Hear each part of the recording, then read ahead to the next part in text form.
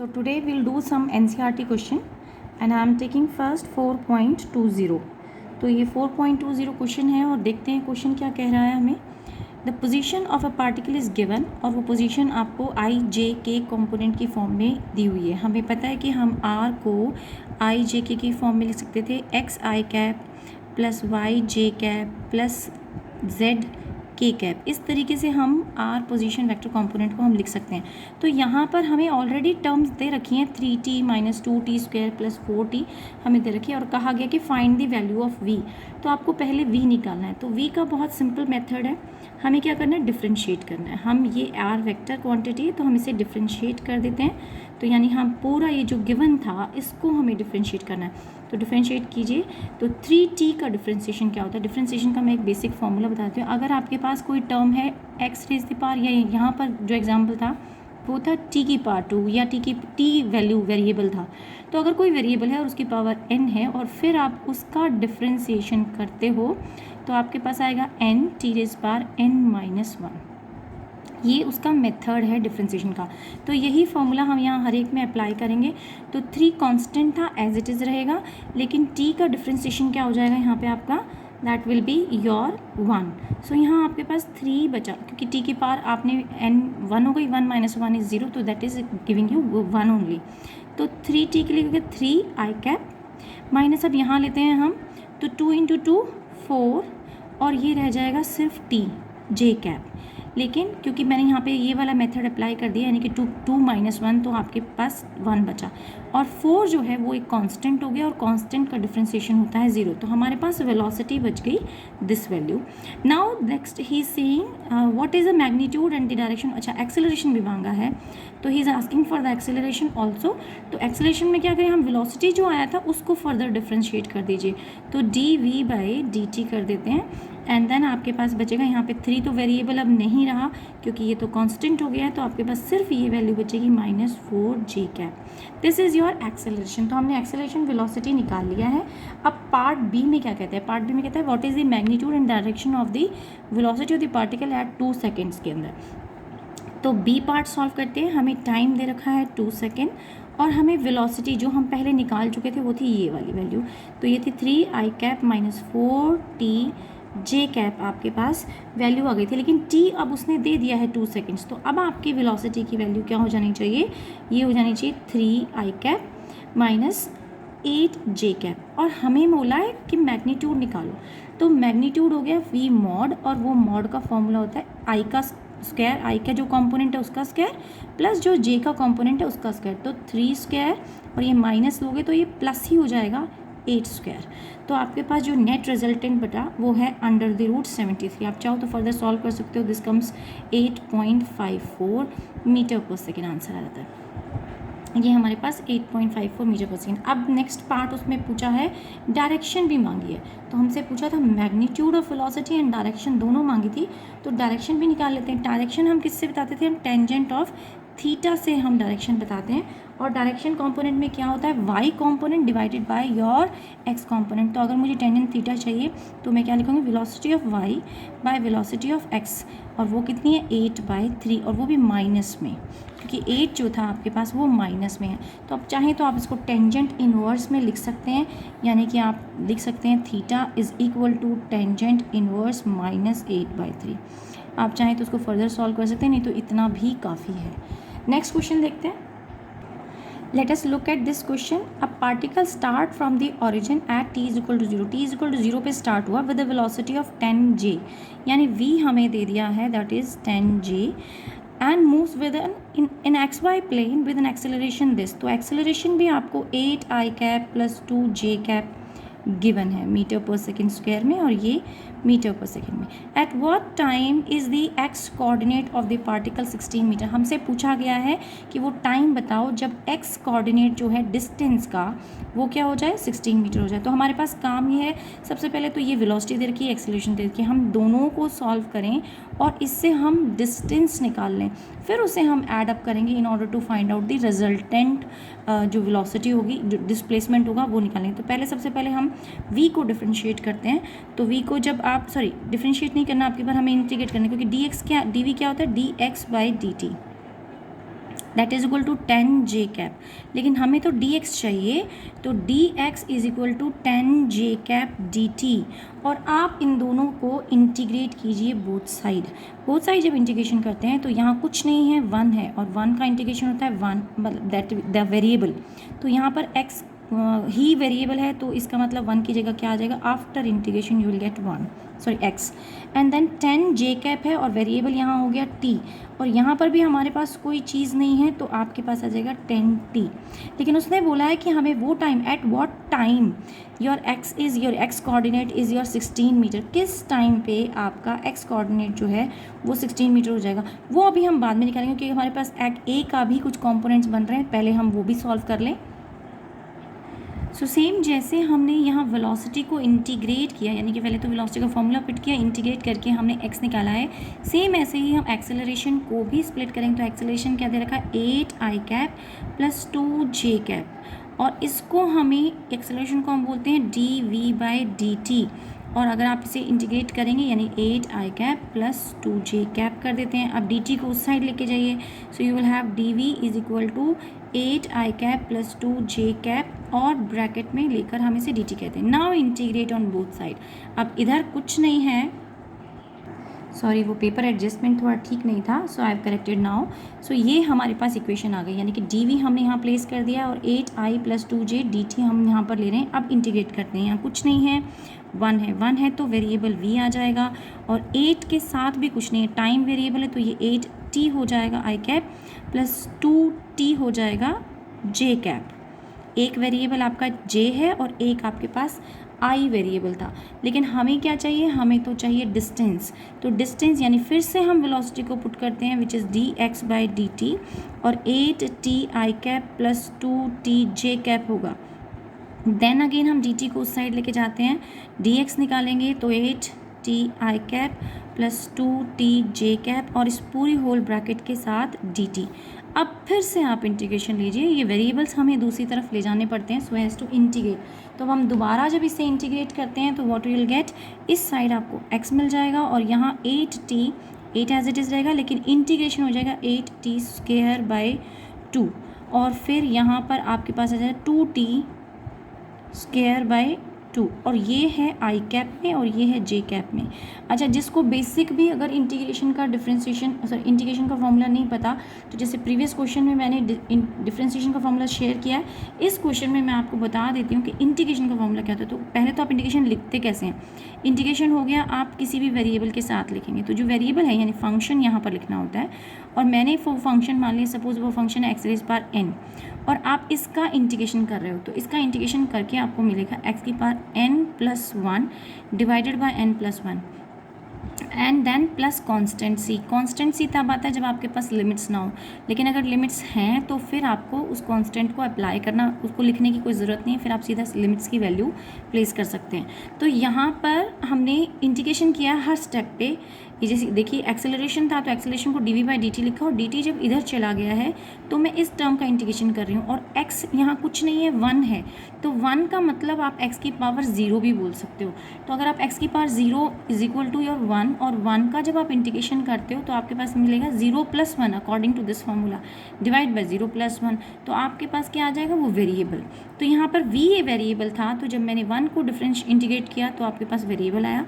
Same ऐसे ही यहाँ पर 8 था, और 8 एक कांस्टेंट है, तो यहाँ कुछ नहीं है 8 के साथ मल्टीपल में, उसको भी आप 1 बोल सकते हो, फंक्शन तो था नहीं, तो फिर उसके साथ भी t आया, और j है इसके साथ भी t आया। i और j क्योंकि अलग अलग कंपोनेंट है, आप उन्हें ऐड नहीं कर सकते, एक x कंपोनेंट है और एक आपके पास y कंपोनेंट है, तो एडिशन नहीं होगा। इसी तरीके से फर्दर मैंने इसको वेलोसिटी को स्प्लिट किया, और वेलोसिटी को स्प्लिट करने के बाद दोबारा इंटीग्रेशन किया है। सो यहाँ पर आपके पास ये इक्वेशन आ जाती है आफ्टर इंटीग्रेशन, और इस बार जब हमने इंटीग्रेशन किया था तो 8t यानी t वेरिएबल फंक्शन ऑलरेडी था, और t का पावर कितना हो गया, 1, और 1+1 जब आप करेंगे 1+1 तो 2 आ जाता है, तो यहाँ पर 2 आ गया, तो स्क्वायर वैल्यूज़ आपको मिल गई हैं। लेकिन यहाँ पर मुझे लिमिट दी हुई है, और वो लिमिट रखी है कितनी, 2 सेकेंड्स, टाइम t 0 पर। Let me check the question once again. Okay yes, according to the question we started from the origin t is equal to 0 से हम स्टार्ट हुए और किसी सर्टेन टेम्परेचर पे जाकर आपका डिस्प्लेसमेंट 16 मीटर हो गया होगा, हमें वो टाइम निकालना है। तो हमने कहा कि हमारी जो जर्नी थी वो 0 से स्टार्ट हुई एंटिल t तक है, तो हमें लिमिट दे रखी है, इसलिए हमें कोई कांस्टेंट लगाने की ज़रूरत नहीं है, लेकिन जो टाइम हमें निकालना है उसे हमने t मान लिया है। तो आगे क्वेश्चन करते हैं। सो आफ्टर टेकिंग इंटीग्रेशन हमारे पास x की दो वैल्यू आ गई हैं, तो एक तो है 10t, अच्छा इसका जे कैप हम यहाँ लिखना भूल गए हैं, तो ये जे कैप ज़रूर लिखिएगा। ये जे कंपोनेंट है यानी वाई डायरेक्शन में है, और दूसरा एक्स हमारा ये आया है। लेकिन अगर हम एक स्टैंडर्ड एक्स को लिखें एक्स वाई कंपोनेंट में, तो मैं एस को या एक्स को फाइनली जो एक्स नहीं लिखना चाहिए मुझे, ये फंक्शन जिसको हम मान रहे हैं, तो मैं इसको एस बोल देती हूँ। तो एस जो फंक्शन है उसको हम लिख सकते हैं एक्स ऑफ टी, और वो हो गया आई कैप, और दूसरा हम कह सकते हैं वाई ऑफ टी, और ये कह सकते हैं हम जे कैप। ऐसा मैंने क्यों बोला है, क्योंकि किसी भी गिवन फंक्शन को आप x और y की फॉर्म में रिप्रेजेंट कर सकते हैं। फॉर एग्जांपल देखिए, हम r जब रिप्रेजेंट करते थे तो हम उसे बोलते थे एक्स आई कैप प्लस वाई जे कैप। तो ये था 2 डायमेंशनल में, यानी कि हमने जब रिजॉल्व किया एक वेक्टर को 2 पार्ट्स में, तो हम x और y कंपोनेंट की फॉर्म में लिखते थे। यहाँ पर भी वही सेम किया, एक x कंपोनेंट है क्योंकि वो आई कैप के अलोंग है, और एक y कंपोनेंट है क्योंकि वो जे कैप के अलोंग है। लेकिन ये दोनों इक्वेशंस बनकर आ रही हैं, तो हम इनको यहाँ पे पुट कर देते हैं, यानी इन दोनों डिस्टेंसेस को ऐड करें सो दैट कि हमें एक x कंपोनेंट मिल जाए और एक y कंपोनेंट मिल जाए। तो ऐड करते हैं, तो एक तो था आपके पास 10t जे कैप जो ऊपर निकला है हमारे पास, और एक है ये कंपोनेंट, और ये आ रहा है आपका 8t स्क्वायर। अच्छा, इसको हम फिर से वैल्यू लिख सकते हैं इसकी, सीधा 4t स्क्वायर लिख देते हैं यहाँ पर, और यहाँ t स्क्वायर लिखते हैं। ये आई कैप है और ये जे कैप है।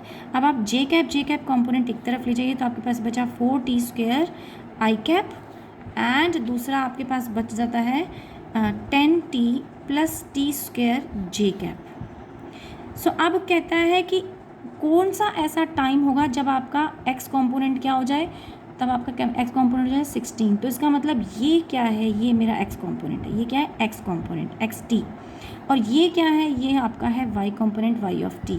तो गिवन है क्वेश्चन के अंदर कि x इज इक्वल टू 16, तब जब आपका वो टाइम हमें निकालना है, तो हम 16 को कंपेयर कर देते हैं 4t स्क्वायर से। तो हमने 16 is equal to 4t square कर दिया है, तो x is equal to 16 is equal to 4t square, और यहाँ से आप t की वैल्यू निकाल लीजिए, एंड t की वैल्यू आपके पास आ जाती है 2 सेकेंड। तो ये आपका आंसर आ गया टाइम का। लेकिन अब वो कह रहा है कि उसी टाइम पर डिस्प्लेसमेंट क्या था, y डायरेक्शन में, और फिर हम y के लिए वैल्यू पुट कर देते हैं। y कंपोनेंट कितना था हमारे पास 10t प्लस टी स्क्वायर। तो अब जब आप यहाँ पर वैल्यूज़ पुट करेंगे you will get 24 metre as an answer. हमने 2 की वैल्यू यहाँ पे पुट कर दी है, टाइम की वैल्यू पुट कर दी है। पार्ट बी की बात करते हैं। क्वेश्चन का पार्ट बी क्या कहता है देखिए। So we need to find what is the speed of the particle at that time. तो अब स्पीड निकालनी है, तो s जो है आपके पास है 4t स्क्वायर, यानी जिसे आप डिस्प्लेसमेंट बोल रहे थे, यहाँ मैं इसे s बोलती हूँ और अच्छे से क्लियर समझ में आ जाएगा। लेकिन हमें तो वेलोसिटी चाहिए, तो वेलोसिटी क्या होता है ds/dt, यानी उस डिस्प्लेसमेंट का हम डिफ्रेंशिएशन कर दें तो आपके पास फाइनल वैल्यू आ जाएगी। और डिफ्रेंशिएशन d/dt हमें किसका करना है, पूरी इक्वेशन का, 4t square I cap plus 10t plus T square उसका जे कैप। तो इसका हमें एंटायर डिफ्रेंशिएशन करना है, and then we will get the value of the v, velocity हमें मिल जाएगा। तो इसका डिफ्रेंशिएशन करते हैं, तो ये आ गया 8t I cap plus 10 plus 2t into J cap, ये हो गई आपकी वेलोसिटी। लेकिन आप वो मांग रहा है कितनी उस टाइम पर, उस पर्टिकुलर टाइम पे वेलोसिटी कितनी है। तो जहाँ जहाँ आपका t था वहाँ पे t is equal to 2 second put कर दीजिए, क्योंकि हम t निकाल चुके हैं। तो वेलोसिटी t की वैल्यू प्लेस करने के बाद आपके पास बच जाती है 16 I cap plus 14 J cap. और अगर वो मैग्नीट्यूड मांगता है तो आप क्या करें, आप सिर्फ 16 का स्क्वायर कर दीजिए, 14 का स्क्वायर कर दीजिए, यानी इसका स्क्वायर एंड इसका स्क्वायर, x कंपोनेंट का स्क्वायर प्लस y कंपोनेंट का square, and the result will come out to 452। ये आपका आंसर है, यही उन्होंने पूछा था। यहाँ से जब हमने डिफ्रेंशिएशन लिया है तो वो सेम वही स्टेप्स हैं जो पिछले क्वेश्चन में किए थे, यानी कि डिफ्रेंशिएशन करना हो तो फॉर्मूला था एक्स रेज पर एन का डिफ्रेंशिएशन करना है तो एन एक्स रेज पर एन माइनस 1। जब इंटीग्रेशन करना होता है तो हम क्या करते थे, एन एक्स रेज पर n plus 1 divided by n plus 1।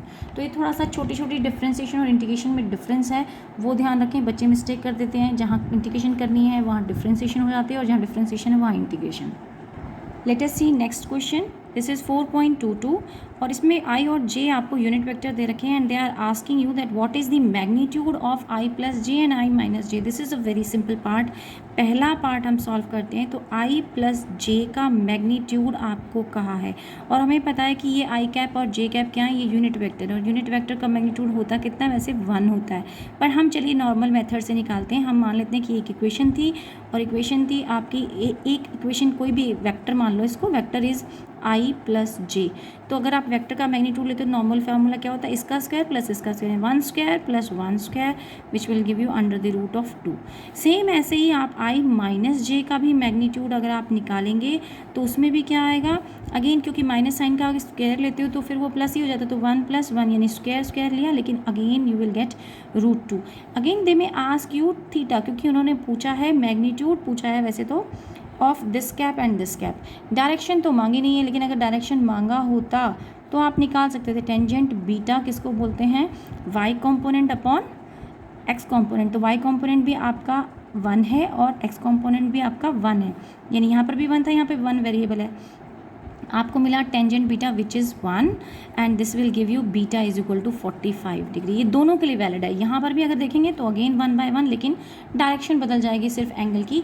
यानी अगर मैं इसको ग्राफ वाइज, डायग्राम वाइज आपको बना के दिखाऊँ तो अगर ये आपका आई कॉम्पोनेंट था, ये जे कॉम्पोनेंट था, तो आपको यहाँ मिल रहा है आई प्लस जे, जबकि क्योंकि ये जे कॉम्पोनेंट था और ये आई था तो रिजल्टेंट आपको इस तरफ मिला। लेकिन अगर आपने माइनस निकालना है तो आई माइनस जे आपको यहाँ मिल रहा है इस डायरेक्शन में, तो ये नेगेटिव दिखा रहा है। अगर आप यहाँ माइनस देते हैं तो एंगल आपका बदल रहा है, लेकिन और कोई चीज़ नहीं है। तो इसे हम बीटा कह दें, और सपोज ऊपर वाले को मैंने बीटा बोला है तो ये मैग्नीट्यूड वाले को, तो नीचे वाले को आप अल्फ़ा कह दीजिए।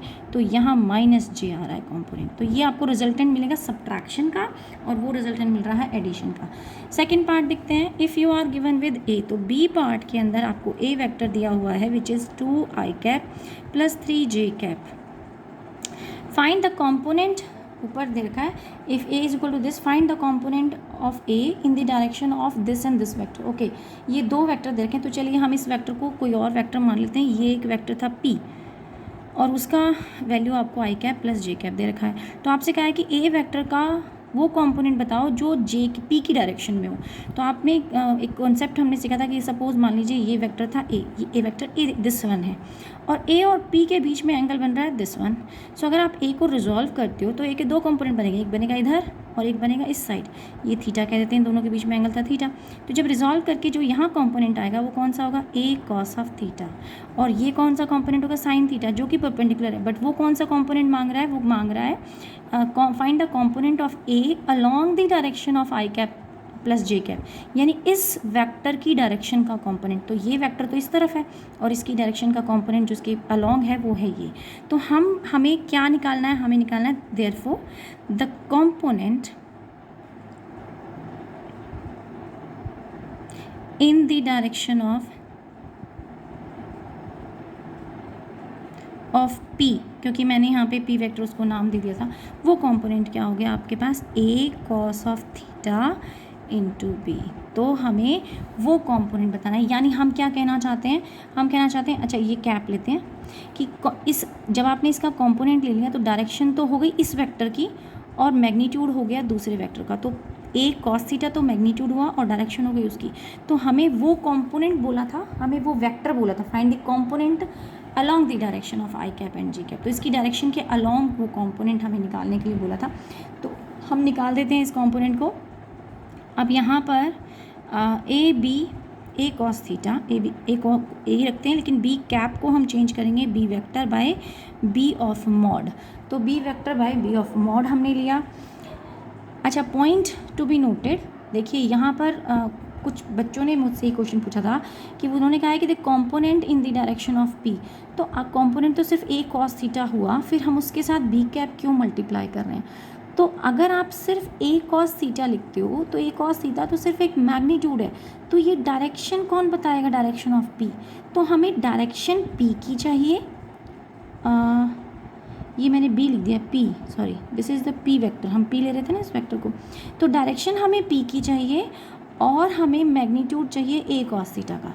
तो पी की डायरेक्शन का कंपोनेंट लेना है और मैग्नीट्यूड लेना है हमने किसका, जो गिवन वेक्टर था जो एक सर्टेन एंगल बना रहा था जिसको हमने स्प्लिट किया उसका मैग्नीट्यूड लेना है, बट डायरेक्शन तो हमें गिवन वेक्टर की चाहिए होगी। तो हम देखते हैं इसके साथ कि ए कॉस थीटा यहाँ पर है, ए मोड़ आ गया। तो अब हम बस हमें जब आप ये कॉस थीटा हटाएंगे तो ऊपर डॉट प्रोडक्ट आ जाएगा, तो that dot product will be equal to a dot b into b of mod, and this b of vector तो मैंने इसमें शामिल कर लिया है। बट यहाँ प्रॉब्लम ये है कि ये हमारे पास वेक्टर है, तो जो ऑलरेडी वेक्टर क्वांटिटी है उसका आप कॉस रिजॉल्व नहीं कर सकते। हाँ, अगर यहाँ मेरे पास मैग्नीट्यूड होता तो मैं ए डॉट पी लिख सकती थी। तो अब मैं क्या करती हूँ, इसको ऊपर भी मल्टीप्लाई भी कर देते हैं पी से, मैग्नीट्यूड से, और नीचे डिवाइड भी कर देते हैं मैग्नीट्यूड से। तो जब ये ऊपर वाला ये जो पार्ट था मैग्नीट्यूड वाला वो और ये वाला मैग्नीट्यूड पार्ट दोनों मिले तो ए डॉट पी आ गया, लेकिन जो ऊपर का पी वेक्टर था वो आपका सेपरेट बच गया। ये वाला पी वेक्टर जो है सेपरेट बच गया है, नीचे दो मैग्नीट्यूड के तो हो गया स्क्वायर। बस अब हमें इनमें प्रोडक्ट में वैल्यूज़ प्लेस करनी है और सॉल्व करना है, and you will get the answer. तो आपके पास ए वैल्यू दे रखी है which is this value, and P की वैल्यू भी दे रखी है ये वाली वैल्यू, तो हम दोनों पुट कर देते हैं। तो या फिर डायरेक्टली आप प्रोडक्ट भी ले लो, आपको पता होगा कि आई और आई जो है, नहीं मैं पुट करती हूँ क्योंकि फिर कन्फ्यूजन होगा। 3i j कैप का प्रोडक्ट डॉट लेना है आई कैप प्लस जे कैप के साथ, और नीचे उसका मैग्नीट्यूड लेना पी का, और वो मैग्नीट्यूड तो हम पहले कैलकुलेट कर चुके हैं कि पी वेक्टर प्लस वाले का मैग्नीट्यूड √2 था, माइनस भी लोगे तो भी मैग्नीट्यूड √2 है। तो हम नीचे जो है √2 लेंगे, लेकिन √2 का भी हमें क्या करना है स्क्वायर, तो बचेगा क्या आपके पास √2 का स्क्वायर, यानी आपके पास हाफ बचेगा, यानी 2 बचेगा ओनली। और ऊपर जो पी वेक्टर था वो एज इट इज़ रखना था, यानी i cap plus J cap को हमने एज इट इज़ रखना है। एक तो vector form as it is रहेगी, यानी जो डायरेक्शन कॉम्पोनेंट था जो पी वेक्टर था वो आई कैप प्लस जे कैप था वो एज इट इज़ रखना है, और जो हमने यहाँ लेना है वो इन दोनों का प्रोडक्ट लेना था, इन दोनों वेक्टर्स का। तो चलिए अब हम प्रोडक्ट ले लेते हैं, तो आंसर आ जाएगा, ये आपके पास आ जाएगा 5/2 आई कैप प्लस जे कैप। सेम ऐसे ही जब आप माइनस वाले के लिए करेंगे तो यहाँ जहाँ पर प्लस प्लस साइन था वहाँ आपका नेक्स्ट कंपोनेंट आ जाएगा आई माइनस जे वाला, और फिर उसके लिए भी आप आंसर लिख सकते हैं। तो मैं डायरेक्टली आंसर लिख रही हूँ कि उसका भी कंपोनेंट निकालने का तरीका ये होगा, तब आप उसे पी की जगह कोई और वेक्टर मान लीजिए, उसका नाम दे दीजिए, क्यू कह दीजिए, और फिर यहाँ पर क्यू कैप आ जाएगा, फिर आपको क्यू से मल्टीप्लाई करना पड़ेगा, and then finally you will get answer, और वो कंपोनेंट होगा A cos of theta into four I cap minus J cap के लिए। ये कंपोनेंट था किसके लिए, I cap plus J cap के लिए, ये है माइनस जे कैप के लिए, और मैं उस कंपोनेंट को मान रही हूँ क्यू कैप। तो अगर आप क्यू कैप सॉल्व करते हैं तो you will get the answer 1/2 I cap minus J cap, और वो भी माइनस साइन के साथ। अब कोशिश करते हैं नेक्स्ट क्वेश्चन करने की। Now this is a question, a fighter plane flying horizontally at an altitude of 1.5 kilometre with a speed of 720 kilometre per hour. तो एक फाइटर प्लेन जा रहा है एंड इतनी हाइट पर पास कर रहा है, ऊपर passes directly overhead an anti craft gun, और एक गन हमने नीचे की तरफ बेस में लगाई हुई है ग्राउंड पे, और एंटी क्राफ्ट गन के बिल्कुल ऊपर से वो गुजर रहा है। At what angle from the vertical should the gun be fired for the shell muzzle speed 600 meter per second to hit the plane. तो हमने क्या कहता है कि वो उन्होंने गन चलाई है, और गन चलने पर उसको हिट करना है, उस प्लेन को, फाइटर प्लेन को हिट करना है, तो कितनी एंगल पे हम उसे माउंट करें कि वो हिट कर जाए। तो सपोज़ मान लीजिए, और वो भी एंगल हमें वर्टिकल के साथ निकालना है। तो आपने सपोज़ जो स्पीड दे रखी थी एरोप्लेन को, ये आपकी मज़ल की स्पीड थी, गन जो आपने माउंट की वो ग्राउंड पे माउंट की है, तो ग्राउंड पे से जो आपने माउंट की उसकी स्पीड आपको गिवन है वो है 600 मीटर पर सेकेंड। तो ये गिवन है 600 मीटर पर सेकेंड आपको गिवन है, और कहते हैं ये वाला एंगल आपको, इसको मैं कहती हूँ बीटा, ये बीटा हमें निकालना है। नॉर्मली एंगल हॉरिजॉन्टल के साथ उसे हम थीटा लेते थे, और अगर आप इसे यू को थीटा लेते हो तो थीटा के कंपोनेंट भी बनते हैं जिसको हम बोलते हैं, एक को यू कॉस थीटा, तो यहाँ हो जाता है 600 कॉस ऑफ थीटा, और इस तरफ 600 साइन ऑफ थीटा। तो हम क्या कर सकते हैं, हम थीटा पहले निकाल लें और फिर उसको 90 माइनस थीटा कर दें तो बीटा निकल जाएगा।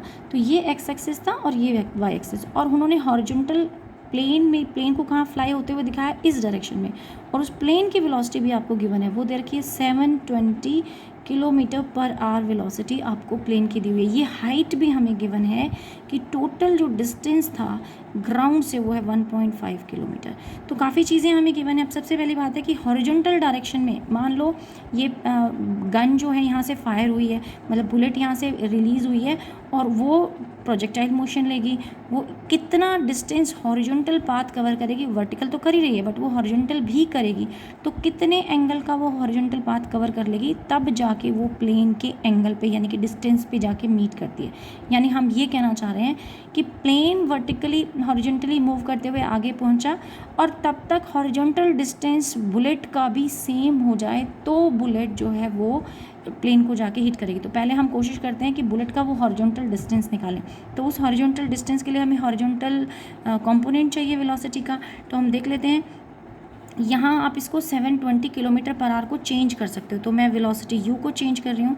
720 किलोमीटर पर आवर को जब आप चेंज करते हैं you will get 200 meter per second, ये वैल्यू आपके पास आ जाएगी।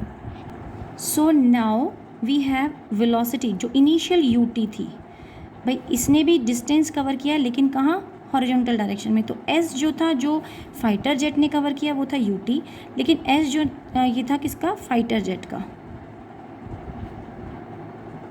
और एस जो कवर करना है इस प्रोजेक्टाइल ने वो कितना हुआ, horizontal distance 600 cos of theta into T. तो ये और ये दोनों डिस्टेंस सेम होंगे तभी वो हिट करेंगे, तो हम दोनों को इक्वेट कर देते हैं। U t is equal to 600 cos of theta into t. तो टी और टी आपका कैंसिल हो जाता है और यहाँ से आप थीटा की वैल्यू, यू हमें गिवन है 200 दिया हुआ है तो हम प्लेस कर देंगे और थीटा की वैल्यू आप यहाँ से निकाल सकते हो, विच एवर वैल्यू। मैं जो आंसर देख रही हूँ उसको के accordingly cos inverse of 1/3 value आ जाती है। आप चाहो तो आप इसे सॉल्व करें और थीटा की वैल्यू आती है 70 डिग्री ऑलमोस्ट, सो लगभग 70 डिग्री की। तो आप 90 माइनस 70 करेंगे तो बीटा आपके पास आ जाएगा 20 डिग्री। ये अप्रॉक्स वैल्यू मैं दे रही हूँ, आप इसको एग्जैक्ट भी कैलकुलेटेबल चेक करना पड़ेगा उस सिचुएशन में। अगर आप अप्रॉक्स भी देते हैं तो कंसीडर की जाती हैं। अब वो कहता है सेकेंड पार्ट में, at what maximum altitude should the pilot fly the plane to avoid being hit. हम प्लेन को ना लगे कुछ भी, मतलब बुलेट प्लेन को टच नहीं करे या हिट नहीं करे, उसके लिए उसकी मैक्सिमम हाइट क्या हो, तो एच निकालना है हमें। एच का फॉर्मूला हमारे पास जनरल फॉर्मूला होता है u² sin² θ/2g, लेकिन हम इसको चेंज अगर कर दें तो u² 1 - cos² θ/2g। तो आपके पास cos थीटा आप ऑलरेडी कैलकुलेट कर चुके हो, उस cos थीटा की वैल्यू आप 1/3 यहाँ पुट कर सकते हो और 1/3 का स्क्वायर करोगे तो 1/9 हो जाएगा। और जब इसे सिंप्लीफाई करेंगे इसकी सारी वैल्यूज़ पुट करके you will get an answer of 16 kilometre. पहले 16,000 मीटर में आएगा जिसको आप कन्वर्ट करके 16 किलोमीटर लिख सकते हो। तो हमें ध्यान रखना है कि जब ये को इस टाइप का क्वेश्चन हमने पहले भी किया था, लेकिन तब मैंने वर्टिकल हाइट का कराया था कि आप जहाँ पर दोनों की जैसे मंकी वाला केस था, तो हमने देखा कि जो दोनों सेम हाइट पर होंगे तब बुलेट जो है मंकी को हिट कर रही थी। यहाँ दोनों सेम हॉरिजॉन्टल डिस्टेंस पे होंगे तब नीचे से बुलेट जो है प्लेन को हिट करेगी। नाउ लास्ट क्वेश्चन 4.32, उसने कहा है कि show that for a projectile theta is equal to tangent inverse v y minus g t by v0x। तो ये बहुत ही सिंपल है, ये क्वेश्चन हमने पहले भी किया हुआ। ये फिगर देखते हैं अब हम। इस फिगर में एक कंपोनेंट x है और एक कंपोनेंट y है और ये वेलोसिटी v है। तो अगर आप इसको थीटा लेते थे और x के लिए आप डायरेक्शन में वेलोसिटी लेते तो हम लेते थे u, लेकिन इस बार नोटेशन थोड़ा चेंज कर दें और इसे v0x ले लें और v y डायरेक्शन में जो वैल्यू होती थी उसे हम बोलते थे u माइनस जी टी, क्योंकि जी टी नीचे एक्ट करता है और ऊपर जो वेलोसिटी होती थी इनिशियली वेलोसिटी उसका कंपोनेंट लेते y डायरेक्शन में जो वेलोसिटी होती थी, तो हम वो कंपोनेंट लेते थे। और अब हमारे पास उसको भी हम कुछ नाम दे देते हैं, तो हम लेते हैं v0y, क्योंकि इस पॉइंट पर y डायरेक्शन में कोई वेलोसिटी नहीं थी, लेकिन जब वो घूमकर यहाँ पहुँचेगा प्रोजेक्टाइल तो उसके पास y डायरेक्शन में कोई वेलोसिटी होगी, यानी कोई कंपोनेंट होगा, जिस कंपोनेंट को अगर इस साइड का डायरेक्शन का लेते हैं तो u cos थीटा लेते थे और इस डायरेक्शन का लेते थे तो u sin थीटा लेते थे। अगर हॉरिजॉन्टल प्रोजेक्शन होता था तो x कंपोनेंट सिर्फ u हो जाता था और y कंपोनेंट हमारे पास जो u माइनस जी टी हम value v minus g T, यानी कि y डायरेक्शन वाली वेलोसिटी माइनस जी टी लेते थे। तो अब हमारे पास ये कंपोनेंट्स को बस हमने चेंज किया है, लेकिन आपके पास टेंजेंट थीटा क्या होता था, y डायरेक्शन वाली वेलोसिटी, जो कि अब क्या हो गई v0y माइनस जी टी, और x direct divided by x direction, तो वो होती है v0x। तो यही डिराइव करने के लिए बोला है, सिर्फ नोटेशंस का डिफरेंस है, सिर्फ नोटेशंस हमारे डिफर हो गई हैं, बाकी सारा क्वेश्चन बिल्कुल सेम है। नेक्स्ट क्वेश्चन देखते हैं।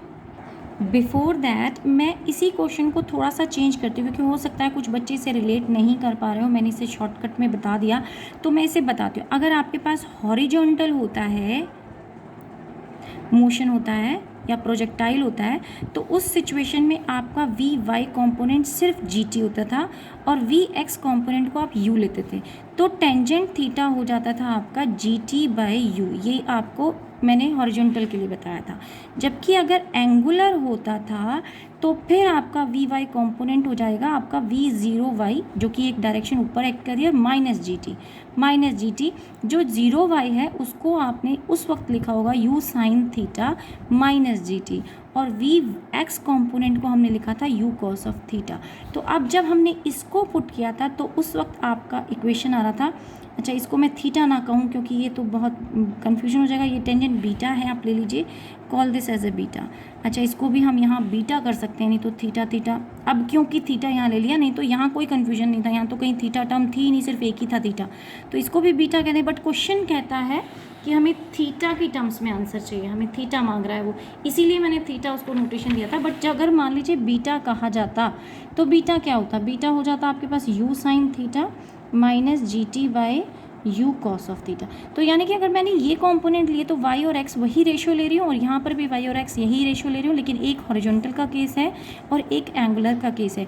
लेकिन यहाँ उसने एंगुलर मोशन बोला है मगर मांगा थीटा है, तो मुझे रिप्रेजेंटेशन में यहाँ पर बीटा की जगह थीटा ही शो करना पड़ेगा। तो ये हो गया specific case for this diagram, but ये हो गया प्रीवियस केस जहाँ हम बीटा निकाल रहे थे। तो अब देख लेते हैं पार्ट बी में क्या मांग रहा है। So in the part B, he is asking tangent inverse is equal to, theta is equal to tangent inverse 4 hm क्या है, maximum horizontal, maximum height, and r क्या है, r आपका range है। तो specific meaning है, तो हम ये तो इनफैक्ट हम कर चुके हैं पिछले मैं आपको वीडियो देखें आप प्रीवियस वीडियो, तो उसमें हमने किया था जिसमें हमने हाइट और रेंज की रेशियो ले ली थी। एक बार फिर देख लेते हैं। तो these are the formulas for maximum height and range. यहाँ मैंने u को v नॉट कह दिया है क्योंकि क्वेश्चन में v नॉट बोला गया है, और थीटा को थीटा नॉट कह दिया है क्योंकि क्वेश्चन में आपको थीटा नॉट दिया गया है। देखिए जो रिप्रेजेंटेशन क्वेश्चन में दी होती हैं वही हमें कंसीडर करके चलना पड़ता है, वरना फिर वो क्वेश्चन गलत माना जाएगा। अपनी मर्जी से आप गिवन वैल्यूज़ नहीं चेंज कर सकते। तो u नॉट कंसीडर करना पड़ा, थीटा नॉट कंसीडर करना पड़ा, दोनों का रेशियो लिया। लेकिन u r को हम ओपन अप कर सकते हैं 2 साइन थीटा कॉस थीटा की टर्म्स में, तो नीचे कॉस थीटा नॉट, ये भी याद रखें थीटा नॉट। सो नीचे वाला ऊपर वाले का जब आप रेशियो लेते हैं, यानी मैं एच एम बाई आर अगर लेती हूँ तो साइन बाय कॉस बचेगा, सिर्फ ये एक साइन ऊपर वाले साइन से कैंसिल हो जाएगा, जी से कैंसिल हो जाएगा, यू नॉट से। सो आपके पास बचेगी value tangent of theta not by 4। और अब आप टेंजेंट थीटा को इधर लिख लीजिए एंड 4 इधर ले जाइए, और थीटा इधर रख के टेंजेंट इनवर्स इधर लिख सकते हैं। तो वही एक्सप्रेशन हमारी आ गई जो उन्होंने मांगी थी। इनफैक्ट हमने ये एक न्यूमेरिकल में पहले यूज़ भी कर लिया है। So hence we have proved all the questions, जितने भी एनसीईआरटी में कवर होते हैं वो सारे डिस्कस हो गए हैं। फिर भी अगर आपको कोई डाउट हो और कोई एडिशनल क्वेश्चन आप डिस्कस करना चाहते हो तो आप मुझे कमेंट कर सकते हैं कमेंट बॉक्स में, और अगला चैप्टर हम शुरू करेंगे that is force. Thank you.